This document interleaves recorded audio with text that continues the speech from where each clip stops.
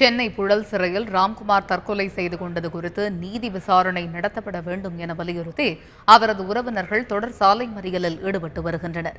இன்று காலை செங்கோட்டை பன்வழி சாலையில் அமர்ந்து போராட்டத்தில் ஈடுபட்ட உறவினர்கள் நீதி விசாரணை வேண்டும் என வலியுறுத்தினர்.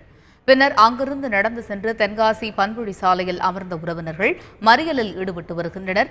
அப்பொழுது பேசிய ராம்குமாரின் தாயார் புஷ்பம், ராம்குமார் தற்கொலை செய்து கொள்ளும் அளவிற்கு கோழை அல்ல என்று தெரிவித்தார்.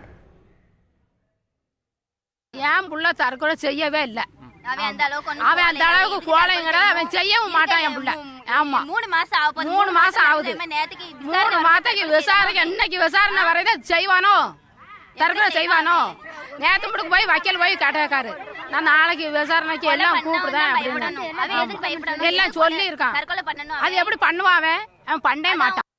ராம்குமார் உறவினர்களது மறியல் போராட்டத்தினால் தென்காசி செங்கோட்டை சாலையில் போக்குவரத்து நெரிசல் ஏற்பட்டது. இதனால் மறியலை கைவிடும்படி போலீசார் ராம்குமார் உறவினர்களிடம் சமரச பேச்சுவார்த்தையில் ஈடுபட்டு வருகின்றனர்.